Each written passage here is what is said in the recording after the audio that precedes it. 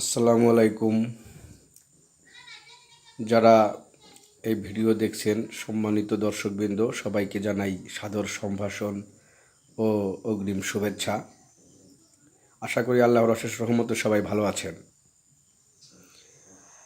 আমরা আজকে কথা বলবো অটো রাইস মিল নিয়ে। তো অটো রাইস মিল নিয়ে 5 মিনিট 10 মিনিট ভিডিওতে কিছুই তো বোঝানো যাবে না, তারপরেও যতটুকু পারা যায় চেষ্টা করব বলার। তো আপনারা যদি বিস্তারিত জানতে চান তাহলে আমাদের সাথে যোগাযোগ করবেন। অটো রাইস মিল দুই ধরনের হয়ে থাকে, একটা আপনার ম্যানুয়াল চাতাল মিল আর একটা হচ্ছে অটো রাইস মিল। তো চাতাল মিল এখন আর ওটা চলে না, কারণ চাতাল মিলের চাউল ভাত নষ্ট হয়ে যায়, একবেলার বেশি রাখা যায় না, খাওয়া যায় না, চাউল বাছাই করা থাকে না, পাথর থাকে, কালো থাকে। তো মোট কথা চাতাল মিল এখন বন্ধ হয়ে গিয়েছে, এখন চাতাল মিল চলে না। তো চাতাল মিল যাদের ছিল তারাই এখন কনভার্ট হয়ে অটো রাইস মিল করতেছে। আর নতুন যারা অটো রাইস মিল করতে চান তাদের জন্য বলছি যে অটো রাইস মিল করার ক্ষেত্রে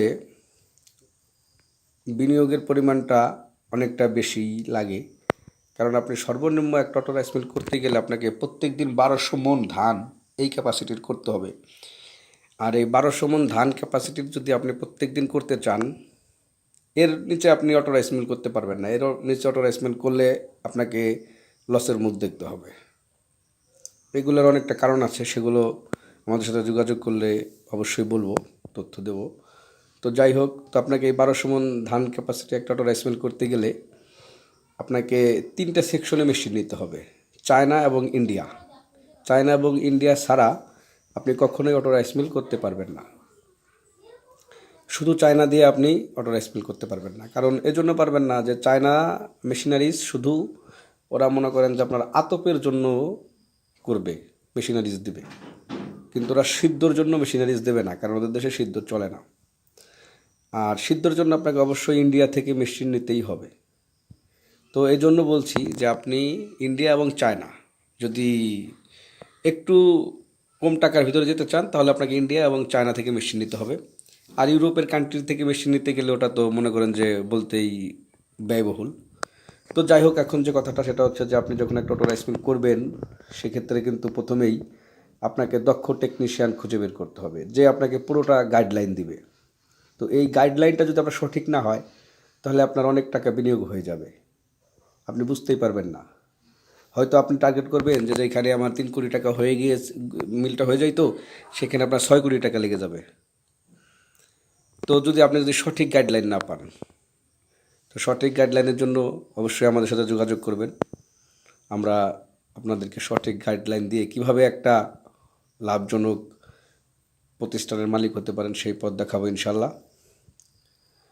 তো ইন্ডিয়া এবং চায়না মেশিনারির ক্ষেত্রে অনেক প্রতারিত হবার সম্ভাবনা বেশি থাকে, কারণ আপনাকে অবশ্যই ব্র্যান্ডের মেশিন নিয়ে কাজ করতে হবে। আপনি যদি ব্র্যান্ডের মেশিন নিয়ে কাজ না করেন, ব্র্যান্ডের মেশিন না নেন, তাহলে আপনাকে পস্তাতে হবে। আপনি অল্প টাকায় নন ব্র্যান্ডে চলে যেতে পারবেন অল্প টাকায়, অনেক আপনাকে প্রলোভন দেখাবে। কারণ বাংলাদেশে কিন্তু কোনো মেশিন ম্যানুফ্যাকচার হয় না, তৈরি হয় না, সবাই কিন্তু বাইরে থেকে এনে দেয়। তো যে আপনাকে মেশিনটা এনে দেবে, সে যদি ব্র্যান্ডের মেশিনটা আপনাকে না এনে দেয় তাহলে বুঝুন যে আপনার কী অবস্থা হবে। এবং একটা রাইস মিলের হিসাব নিকাশ, যে একটা রাইস মিল কমপ্লিট করতে কত টাকা লাগবে, এই টার্গেটটাও যদি আপনার ফুলফিল না থাকে, আপনি যদি লোকাল কোনো কারো কাছ থেকে এরকম সাজেশন নেন যে একটা রাইস মিল করতে কত লাগবে, তখন আপনি দেখবেন যে সে হয়তো মুখে বলে দেবে, মুখস্থ বলে দেবে, বা যেভাবে হোক বলে দেবে যে আপনার এত টাকা লাগবে, কিন্তু আপনি দেখবেন যে পরে আপনার ওই 2 গুণ টাকা চলে গেলেও আপনার মিল রানিং হবে না। এটা একটা বড় ব্যাপার, একটা বড় বিষয়। তো আমাদের সাথে যোগাযোগ করবেন, আমরা এই বিষয়ে আরও কথা বলবো এবং বিস্তারিত যা আছে সব তথ্য আমরা দেব। তবে একটা কথা মনে রাখবেন, সস্তায় কখনো মেশিনারিজ কিনতে যাবেন না। ভালো মেশিন নিন, ভালো পণ্য পাবেন। আর চায়না ইন্ডিয়া এটা তো বুঝতেই পারছেন যে চায়না এবং ইন্ডিয়ার ভিতরে কতটা মেশিন কীরকম, এটা তো আপনাকে বোঝাতে হবে না।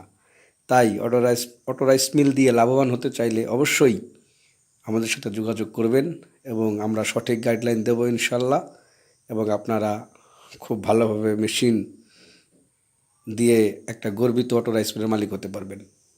ভালো থাকুন।